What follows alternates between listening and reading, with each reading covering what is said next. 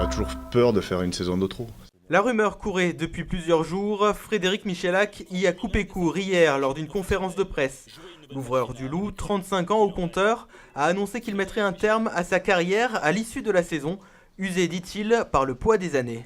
Je crois que j'ai toujours cette envie et cet amour pour ce jeu, mais c'est un sport où il faut être à 200% physiquement, et que j'ai 35 ans et que ça commence à être de plus en plus difficile. Meilleur marqueur de l'histoire du 15 de France avec 436 points, ce monument du rugby avait rejoint le Loup à l'été 2016. Il s'agira donc de son dernier club après avoir évolué à Toulouse, Toulon ou en Afrique du Sud. Je pense que j'ai accompli ce que j'avais à accomplir sur le terrain. Maintenant, aller pousser un an de plus, il n'y a pas un objectif précis de le faire. Et là, cette année, je crois que tout était fait pour que ça se finisse. Et puis c'est comme ça, c'est le destin. Son destin, justement, ne devrait pas l'éloigner des rectangles verts. L'avenir, on a le temps, ça fait un petit moment que j'y pense aussi, mais il y a énormément de choses à faire. En tout cas, dans le milieu du rugby, c'est forcément le sport qui me passionne. Donc, ça fait déjà 2 ans que je passe des diplômes. Je ne me vois pas entraîneur de suite, ça c'est sûr. Dans 4-5 ans, pourquoi pas, mais pour l'instant, j'ai plus envie de prendre la hauteur. En attendant, Frédéric Michalak entend prolonger le plaisir des terrains. Pourquoi pas jusqu'au 2 juin prochain, si le Loup atteint la finale du top 14. Ce moment de prière vécu autour de Johnny Hallyday et surtout qui nous a réunis, qui a créé une communion, une union. On s'est d'abord demandé si c'était bien nécessaire commenter une cérémonie en hommage à Johnny, encore. Et puis on y est quand même allé curieux. On a vu le monde présent, un peu surréaliste. Une cathédrale du Puy remplie comme un soir de Noël. Pas de cinéma, pas de pleurs, juste une foule de passionnés venus se recueillir ensemble pour un dernier adieu. Il n'y a pas que nous qui sommes dans la peine et qui sommes laissés pour compte. C'est notre point de repère, Johnny. Il restera un point de repère. Des bikers, des jeunes, des moins jeunes rendent un dernier hommage à leur idole. Une cérémonie très sobre, sans même ce qui réunissait tous ses fans avant, la voix de Johnny. Simplement 2 musiciens et pourtant Johnny partout, avec quelques photos, mais dans les cœurs surtout. Très bien, moi je tenais à y venir parce que je voulais pas louper ça non plus, parce que je l'ai toujours bien aimé. Même ce qui s'est passé sur Paris et tout, je l'ai regardé vraiment de A à Z. J'ai été interpellée par la FFMC, donc voilà, on s'est retrouvés à plusieurs bikers, motards, pour venir rendre cet hommage. J'ai trouvé la cérémonie super, mais pas comme le concert de Johnny quand même. Il y avait un petit peu en dessous, parce que le curé avait moins de voix d'abord. Non, mais il a fait une homélie très, très respectueuse et juste. Il a dit que Johnny, c'était plusieurs générations et c'était l'amour, et c'est ça. C'est ça, c'est comme ça que je joue. Ouais.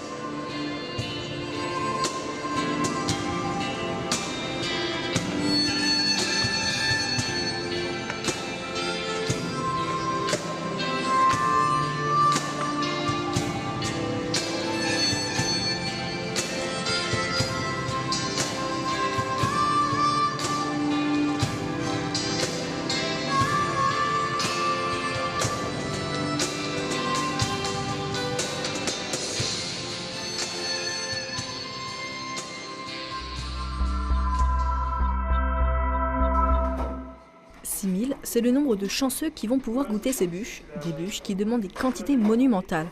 60 kg de mousse au chocolat, 48 kg de sirop d'érable et pas moins de 20 kg de copeaux de chocolat servant pour la décoration. Chaque année, il y a un thème et donc on essaye de trouver, on élabore une bûche qui correspond au thème. Voilà. Cette année, c'est le Canada, donc on s'est dit pourquoi pas faire une bûche au sirop d'érable. Donc voilà, on a fait cette année, la bûche, c'est-à-dire un tiramisu au sirop d'érable avec une mousse au chocolat. On élabore des bûches pour les personnes âgées puis les enfants, donc des fois ils n'ont pas tout à fait les mêmes goûts.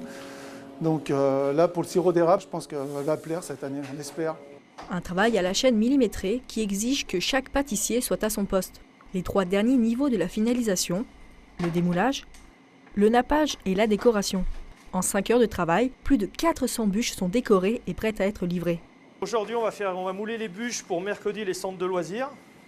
Mercredi, on va mouler nos bûches pour le Noël des résidences qui aura lieu vendredi. Et samedi, on va remouler des bûches pour les résidences, pour leur jour de Noël, pour le 25 décembre. Donc on est qu'au début de notre semaine de bûches. Avec la création de la commune nouvelle, les pâtissiers ont dû préparer 200 bûches de Noël supplémentaires. Cette année, les communes de Grands-Gevrier, Sénaux et Métais auront elles aussi droit à ce dessert maison.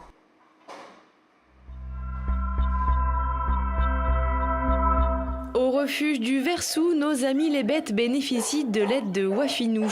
C'est une initiative iséroise qui lutte contre l'abandon d'animaux et promeut l'adoption. La start-up met en vente des porte-clés, des autocollants, des mugs, des produits à l'effigie de nos compagnons à quatre pattes et reverse les bénéfices ici à l'Apagie. Ce mois-ci, en fait, tout l'argent qui est collecté va leur permettre d'acheter des jouets pour le refuge. On a fait du crowdfunding, un financement participatif pour créer des kits pédagogiques qui seraient donnés gratuitement dans les écoles pour qu'on enseigne aux enfants ce que c'est que d'être responsable d'un être vivant. S'il vous plaît, pas de chat, pas de chien sous le sapin.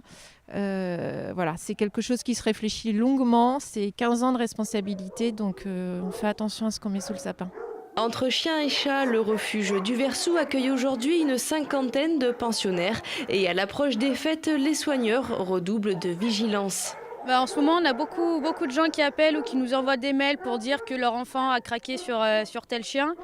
Et nous, on leur dit directement que non, ce chien n'est pas un cadeau de Noël et qu'on n'a pas envie de le revoir ici ou abandonné dans la rue au bout de quelques mois. Donc on fait surtout à cette période-là très attention à qui on confie les chiens.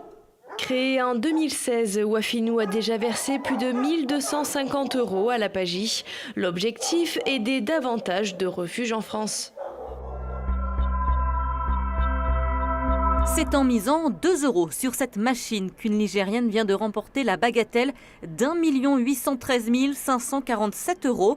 L'événement a eu lieu hier au casino de Saint-Galmier, quand la machine à sous s'est mise à déverser le flot de pièces, affichant le chiffre vertigineux. L'heureuse gagnante n'en revenait pas quand les sirènes ont sonné. La cliente n'a pas vraiment réagi sur l'instant et puis 2-3 petites minutes après, tout le monde en fait a compris que le mégapote était tombé, tout le monde s'est levé, tout le monde a applaudi. Donc il y avait une ambiance assez chaleureuse et vraiment festive, enfin, c'était assez poignant. Roulette anglaise, machine à sous, autant de chances de remporter le pactole. Et pendant les fêtes de Noël, la fréquentation des joueurs est plus importante. La première semaine de janvier, on a beaucoup de clients. Et puis après, on a un pic avec le 25 et le 31 décembre. On a 20% de plus de fréquentation. On passe à 3500 personnes sur la journée. Aujourd'hui, les groupes de casinos l'ont bien compris. Pour redorer l'image des jeux d'argent, il faut parier sur le divertissement pour attirer un public plus jeune et familial, surtout pendant les vacances scolaires, période essentielle pour les casinos. Ça permet d'avoir un bon trafic dans la salle et aussi ça permet de développer le restaurant, les chiffres d'affaires du restaurant ou des loisirs en fait sur l'établissement parce que nous on n'a pas que des machines à sous, on a aussi un pôle de loisirs avec du bowling, du dance floor, du restaurant. La folie des machines à sous procure encore des sensations fortes et en font rêver plus d'un. L'année 2017 dans les casinos ligériens s'achève en beauté avec un jackpot.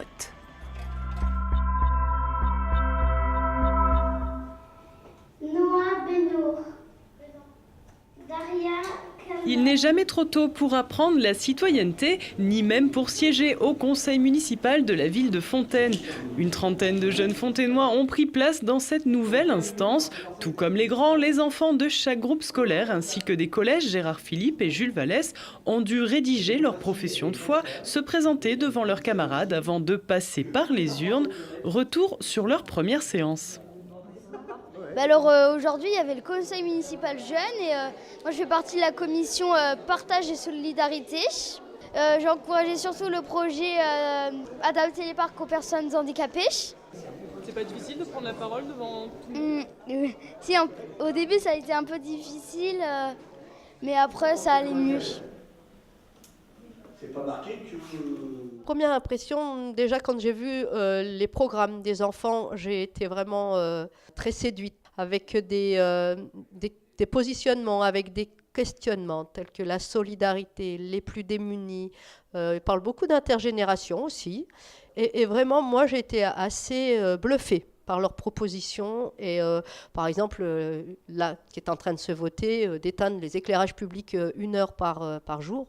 Ou alors un projet de rendre accessibles tous les parcs et de faire des jeux pour enfants porteurs de handicap. Là aussi, je suis assez bluffée par ces propositions. Et j'ai hâte de travailler avec les enfants pour qu'ils voient aboutir leurs projets. Élu pour 2 ans, ce conseil municipal jeune dispose même d'un petit budget alloué à la réalisation de ces propositions. 6 000 € par an pour voir peut-être sortir de terre tout un tas de beaux projets.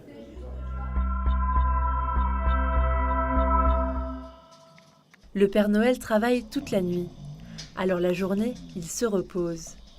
Et c'est la Mère Noël qui prend le relais avec tous ses lutins.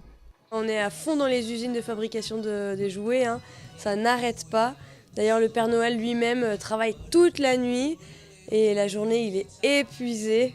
Malheureusement, il ronfle souvent plutôt que d'être debout pour accueillir les enfants, mais entre faire des bisous et offrir les cadeaux, faut faire un choix. Il est donc difficile de rencontrer le Père Noël. Les enfants peuvent lui laisser un petit mot qu'il lira dès son réveil. C'est ce que font Léa et sa maman. Donc là, il vient d'écrire son prénom et laisser un petit message au Père Noël. Hein? Qu'est-ce qu'on va lui dire? Qu'on l'attend? Ouais. Noël, c'est aussi l'occasion d'abandonner la sucette.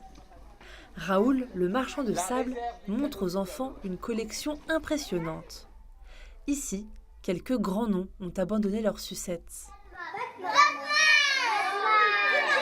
Superman! Oui! Là, t'as Superman. Mais là, messieurs, rendez-vous compte quand même. Hein. Ici, les enfants viennent déposer leur lolotte et tout d'un coup, après avoir déposé leur lolotte ici, ils deviennent des grands. Alors, il y a tout un passage, bien sûr, rituel. Ils montent une haute marche parce que déposer sa lolotte, c'est faire un grand pas dans son histoire. Après, ils la déposent, ils choisissent la branche sur laquelle ils vont la mettre parce que devenir grand, c'est choisir. Et très important, symboliquement, ils lui disent au revoir. Et voilà, et là, ils deviennent grands. Et après avoir laissé leur sucette, Raoul invite les enfants à devenir de vrais grands. Salut, vous êtes prêts? 1, 2, 3, patate pourrie!